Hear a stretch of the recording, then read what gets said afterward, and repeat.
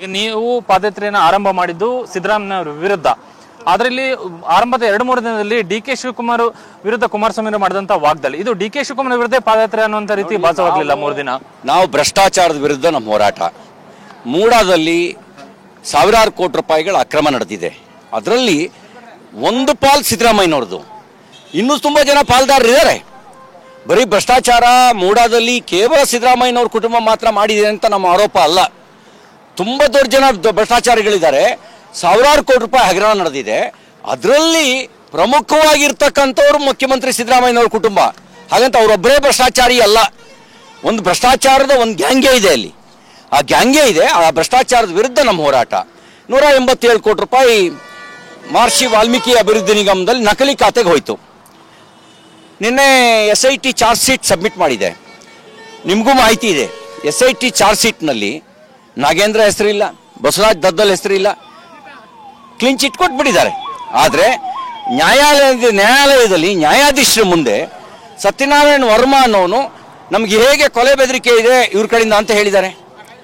ಹೇಗೆ ಶಾಂಗ್ರಿಲಾ ಹೋಟೆಲ್ನಲ್ಲಿ ಡೈರೆಕ್ಷನ್ ಕೊಟ್ಟರು, ನೆಕ್ಕುಂಟಿ ನಾಗರಾಜ್ ಅವ್ರನ್ನ ಮಾತನ್ನ ಕೇಳ್ರಿ ಅಂತ ಹೇಳಿ ಅನ್ನೋದನ್ನ ಸ್ಟೇಟ್ಮೆಂಟ್ನಲ್ಲಿ MD ಹಿಂದಿನ MD ಆಗಿದ್ದಂಥವನು ಹೇಳಿದ್ದಾನೆ. ಅವರೆಲ್ಲ ಸ್ಟೇಟ್ಮೆಂಟ್ ಇದ್ರೂ ಕೂಡ ಇವ್ರ ಹೆಸರು ಕೂಡ ಉಲ್ಲೇಖ ಇಲ್ಲ. ಅಂದರೆ ನೀವು ಯೋಚನೆ ಮಾಡ್ಬೋದಲ್ಲ, ಈ ಸರ್ಕಾರ 2013ರಲ್ಲಿ ಇದೇ ಮುಖ್ಯಮಂತ್ರಿ ಸಿದ್ದರಾಮಯ್ಯನವರು ಮುಖ್ಯಮಂತ್ರಿ ಆದ ತಕ್ಷಣ ಲೋಕಾಯುಕ್ತವನ್ನು ದುರ್ಬಲಗೊಳಿಸಿ ACB ಅಂತಂದ್ರು. SIT ರಚನೆಯೂ ಕೂಡ ಇವರೆಲ್ಲ ಹಗರಣಗಳಿಗೆ ಕ್ಲೀನ್ ಚಿಟ್ ಕೊಟ್ಕೊಳ್ಳೋಕ್ಕೆ. ಈಗ ದೇಸಾಯಿ ಕಮಿಷನ್ ನೇಮಕ ಮಾಡಿದಾರಲ್ಲ ನ್ಯಾಯಮೂರ್ತಿ ದೇಸಾಯಿ ಅವ್ರನ್ನ, ಸಿದ್ದರಾಮಯ್ಯನವ್ರ ಲಾಯರ್ ಏನು ಟೈಪ್ ಹೊಡೆದು ಕೊಡ್ತಾರೆ ಅದಕ್ಕೆ ದೇಸಾಯಿ ಅವರು ಸೀಲು ಸೈನ್ ಹಾಕೋದು ಅಷ್ಟೇ ಕೆಲಸ. ಅದಕ್ಕೆ TADA ಏನು ಬೇಕು ಪ್ಯಾಕೇಜ್ ಸಿಕ್ಬಿಡುತ್ತೆ ಅವರಿಗೆ. ಆ ಪ್ಯಾಕೇಜ್ ತಗೊಳ್ಳೋದು, ಹಾಕಿದ್ದಕ್ಕೆ ಸೀಲ್ ಹಾಕಿ ಸೈನ್ ಹಾಕಿ ಕೊಡೋದು ಅಷ್ಟೇ. ನೀವು ಮುಡಾ ವಿರುದ್ಧ ಹೋರಾಟ ಮಾಡ್ತಿರೋ ಸಂದರ್ಭದಲ್ಲಿ ಕುಮಾರಸ್ವಾಮಿ ಮತ್ತು ಡಿ.ಕೆ. ಶಿವಕುಮಾರ್ ನಡುವಿನ ಆಸ್ತಿ ವಿಚಾರ, ಇದು ಈ ಪಾದಯಾತ್ರೆ ಉದ್ದೇಶವನ್ನೇ ಡೈವರ್ಟ್ ಮಾಡ್ತಂಗೆ ಆಗ್ತಿಲ್ಲ. ಬಿಜೆಪಿಗೆ ಸಹಮತ ಇದೆಯಾ ಈ ಆಸ್ತಿ ವಿಚಾರ ಪ್ರಸ್ತಾಪ ಆಗ್ತಿರುವಂತ? ಭಾರತೀಯ ಜನತಾ ಪಾರ್ಟಿ ಮಹರ್ಷಿ ವಾಲ್ಮೀಕಿ ಅಭಿವೃದ್ಧಿ ನಿಗಮದಲ್ಲಿ ನಡೆದಿರ್ತಕ್ಕಂಥ ಭ್ರಷ್ಟಾಚಾರ ಇರ್ಬೋದು, ಕಾರ್ಮಿಕ ಇಲಾಖೆಯಲ್ಲಿ ನಡೆದಿರ್ತಕ್ಕಂಥ ಭ್ರಷ್ಟಾಚಾರ ಇರ್ಬೋದು, ಮೂಡಾದಲ್ಲಿ ನಡೆದಿರ್ತಕ್ಕಂಥ ಭ್ರಷ್ಟಾಚಾರ ಇರ್ಬೋದು, ಪ್ರಾಮಾಣಿಕ ಅಧಿಕಾರಿಗಳು ಆತ್ಮಹತ್ಯೆಗೆ ಶರಣಾಗ್ತಿರೋದ್ರ ಹಿಂದಿರ್ತಕ್ಕಂಥ ರೇಟ್ ಕಾರ್ಡ್ನ ಆಡಳಿತ ಇರ್ಬೋದು. ರೇಟ್ ಕಾರ್ಡ್ ಒಂದೊಂದು ಹುದ್ದೆಗೂ ಇಷ್ಟು ಅಂತ ಹೇಳಿ ಫಿಕ್ಸ್ ಮಾಡಿರ್ತಕ್ಕಂಥ ರೇಟ್ ಕಾರ್ಡ್ ಇರ್ಬೋದು. ಇದ್ರ ವಿರುದ್ಧ ನಮ್ಮ ಹೋರಾಟ ಇದೆ. ಆ ಹೋರಾಟದಲ್ಲಿ ಯಾರ್ಯಾರು ಪಾಲ್ದಾರರಾಗಿದ್ದಾರೆ, ಸಿದ್ದರಾಮಯ್ಯನವರು ಪಾಲ್ದಾರರಾಗಿದ್ದರೆ ಸಿದ್ದರಾಮಯ್ಯನವರು, ಡಿ.ಕೆ. ಶಿವಕುಮಾರ್ ಪಾಲ್ದಾರರಾಗಿದ್ದರೆ ಡಿ.ಕೆ. ಶಿವಕುಮಾರ್, ಉಳಿದ ಸಚಿವರುಗಳು ಪಾಲ್ದಾರರಾಗಿದ್ದರೆ ಉಳಿದ ಸಚಿವರುಗಳು, ಯಾವುದೇ ಪಾರ್ಟಿಯವರು ಪಾಲ್ದಾರರಾಗಿದ್ರು ಕೂಡ ಉಪ್ಪು ತಿಂದವನು ನೀರು ಕುಡಿಬೇಕು, ತಪ್ಪು ಮಾಡಿದವನಿಗೆ ಶಿಕ್ಷೆ ಆಗಬೇಕು. ಇದನ್ನ ಇಟ್ಕೊಂಡು ನಮ್ಮ ಹೋರಾಟ, ಆ ಹೋರಾಟವನ್ನು ಮುಂದುವರಿಸ್ತೇವೆ. ಈ ಪ್ರಾಸಿಕ್ಯೂಷನ್ ಅಂತ ಬೆಳವಣಿಗೆಗಳು ನೀವು ಮೈಸೂರು ತಲುಪೋದ್ರ ಒಳಗಾಗಿ ಜರುಗುತ್ತೆ, ಆಗಿ ಹೋಗುತ್ತೆ ಅನ್ನುವಂಥದ್ದು ನಮ್ಮ ವಿಶ್ವಾಸ ಇದೆ ನಿಮಗೆ. ಈಗ ರಾಜ್ಯಪಾಲರ ಹುದ್ದೆ ಒಂದು ಸಾಂವಿಧಾನಿಕ ಹುದ್ದೆ.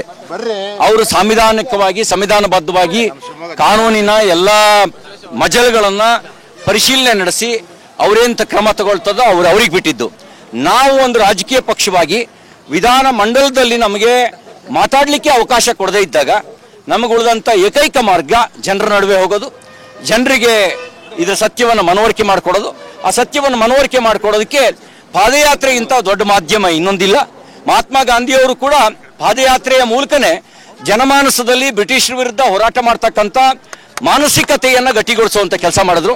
ನಾವು ಕೂಡ ಈ ಭ್ರಷ್ಟ ಸರ್ಕಾರದ ವಿರುದ್ಧ ಜನಾಂದೋಲನ ರೂಪಿಸೋದಕ್ಕೆ ಪಾದಯಾತ್ರೆಯನ್ನು ಮಾಧ್ಯಮವಾಗಿ ನಾವು ಬಳಸ್ಕೊಳ್ತಾ ಇದ್ದೇವೆ. ನಮ್ಗೆ ಇದ್ರೊಳಗಡೆ ಯಾರ ಆಸ್ತಿ ಎಷ್ಟು ಅನ್ನೋದನ್ನ ಇವತ್ತು ನಾವು ಲೆಕ್ಕ ಹಾಕಕ್ಕೆ ಹೋಗಲ್ಲ. ಭ್ರಷ್ಟಾಚಾರ ಯಾರು ಮಾಡಿದ್ರು ಭ್ರಷ್ಟಾಚಾರ ತಪ್ಪೇನೆ.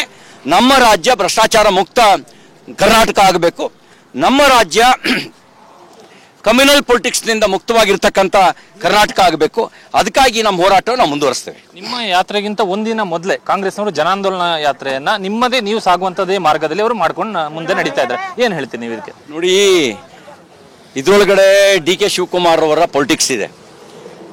ಅವ್ರಿಗೆ ಗೊತ್ತಿದೆ ಸಿದ್ದರಾಮಯ್ಯನವರು ಇಳಿಯೋದು ನಿಶ್ಚಯ ಆದರೆ ಅದು ಬೇರೆಯವ್ರ ಪಾಲ ಆಗಬಾರದು ಅಂತ ಬುದ್ಧಿವಂತಿಕೆಯ ಏನು ಹೇಳ್ತಾರೆ ಅದು ಕವರಪ್ ಮಾಡ್ಕೊಳಕ್ಕೆ ಹೊಟ್ಟಿದ್ದಾರೆ. ಬಿಟ್ಟರೆ ಬೇರೆ ಏನೂ ಇಲ್ಲ. ಅವರಿಗೂ ಗೊತ್ತಿದೆ ಸಿದ್ದರಾಮಯ್ಯನವರು ಇದರಲ್ಲಿ ಚೆನ್ನಾಗಿ ಸಿಗಾಕೊಂಡಿದ್ದಾರೆ ಇರೋ ಕಾರಣಕ್ಕೋಸ್ಕರ ಅಧಿಕಾರದಿಂದ ಇಳಿಯೋದು ನಿಶ್ಚಿತ.